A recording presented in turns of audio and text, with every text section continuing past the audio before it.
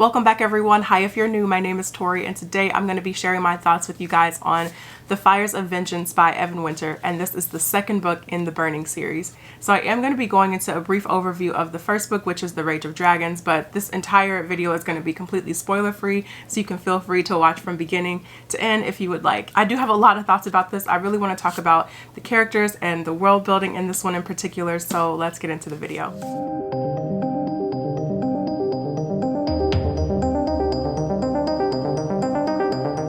So just really quickly, if you're unfamiliar, the Burning series is an African-inspired military fantasy. And the book has a really detailed caste system. And so in the first book, we meet our main character, Tau. And Tau's people, the Omehi people, they've been fighting in this war. I'm gonna put this book down. And Tau's people have been fighting in this war for centuries, pretty much. It's been going on for a really long time. And there's just a new generation of soldiers being trained for war. And then they go off to become members of this scale where they just fight and train. And then they go off to fight in the war pretty much. But Tau, he just really wants a different life for himself. He just wants to live quietly and peacefully in his village and just kind of settle down with the girl that he really loves. But everything changes one day when some soldiers enter Tau's village and brutally murder someone that is very close to him. And so that really changes the trajectory of the entire story, and Tau can't really live that peaceful life that he wanted anymore. So he vows to get revenge on the person who killed the one closest to him, and in order to do that, Tau needs to get his way into a scale and train and just fight and spar and build himself up until he can start taking down the person who did him wrong pretty much, and basically everyone involved in it. And so that's pretty much our first book. We're following Tau as he's training, as he's getting stronger, as he's being kind of beat down in so many different places. And in the process of that, though, as the book is progressing, you find out that there is this bigger threat that is looming. And pretty soon, especially towards the end of the book, people closest to Tau,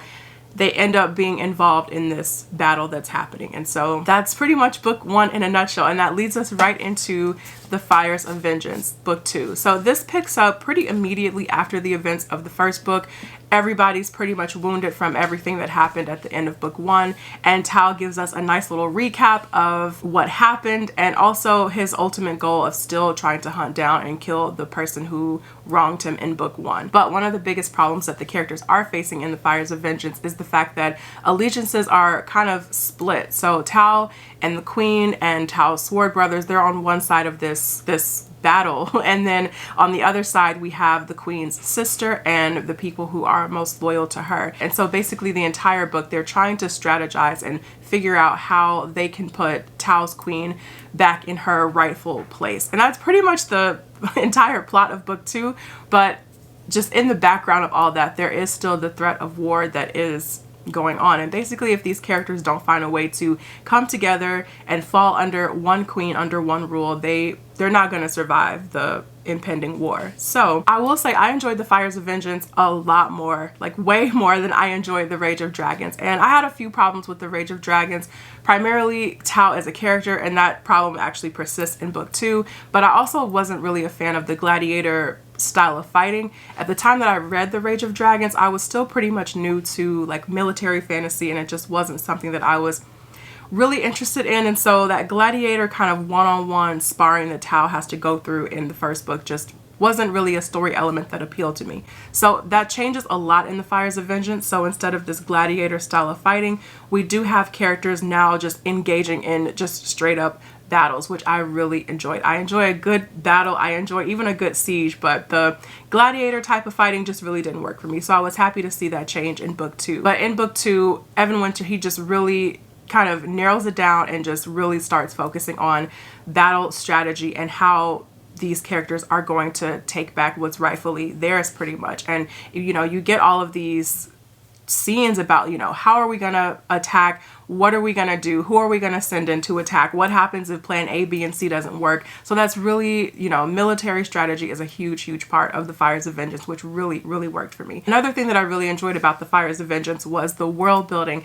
It expanded so much in the second book, which I thought was great. In the first book, we did get a little bit of it. As I mentioned, there's a really detailed caste system, so I really did enjoy that aspect of it. But I feel like book two opens the world up so much. We get a much deeper history of the world. And in the Rage of Dragons, in the prologue, we get this story of one of the Omehi people's earliest queens and her champion. And so you really don't really hear too much from her storyline again, but it does come back up in the Fires of Vengeance.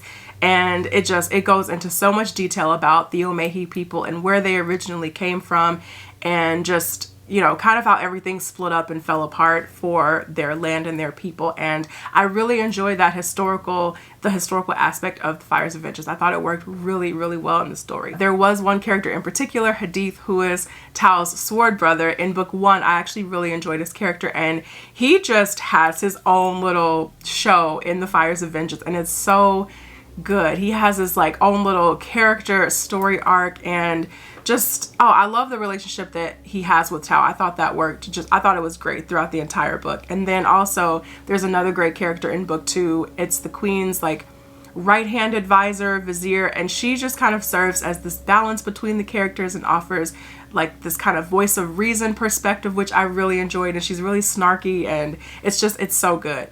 So those are kind of all the pros, all the great things that I liked about the Fires of Vengeance. The biggest issue that I have with this book, and it's seriously the same thing that I had an issue with in book 1, is Tao.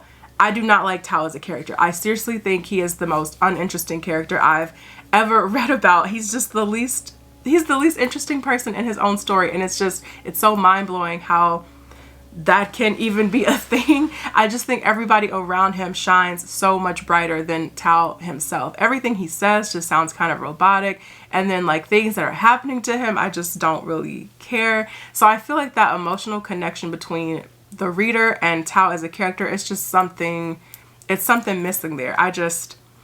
I don't know, if you could just pick him up and take him out of his own story, the book would be great. That is pretty much my only complaint with this story. I just think he's just not a fascinating character to read about. So that's honestly the biggest issue that I have with the Rage of Dragons and the Fires of Vengeance. So I don't know. It's just like, how do you keep reading a story where you don't even like the main character? That's kind of tricky. But other than that, I think all of the other elements of the book are great. Again, the story, the world building, the side characters, the actual plot, the battle strategies, everything is just so like well done and fleshed out. But Tao himself, oh my God, he's just not exciting to read about at all. So there's something missing there, but I'm interested to continue on with the series. I said the same thing about after I finished The Rage of Dragons, how I wanted to read the second book. But Winter, he did leave off on this kind of epic cliffhanger, and you can just tell that all hell is about to break loose in book 3, and these characters kind of need to get it together pretty quickly if they're going to make it through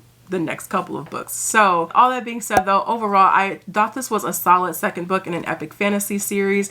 I don't think it suffers at all from like second book syndrome, which I thought was great. But yeah, I don't like Tao. That's pretty much it. That's my only complaint. So I am going to be reading book 3. I'm looking forward to it. I probably won't read it as quickly as I read The Fires of Vengeance, just because I'm gonna just let it do its thing and just be out in the world for a while before I pick it up. But I am looking forward to it because I think the stakes are pretty high where we left off at the end of book 2. So that's it for me, you guys. Those are all my thoughts on The Fires of Vengeance. I hope you guys enjoyed this video. Let me know down in the comments if you have read this book or you're interested in starting the Burning series, and let's talk about it. And I'll see you guys in the next video. Take care.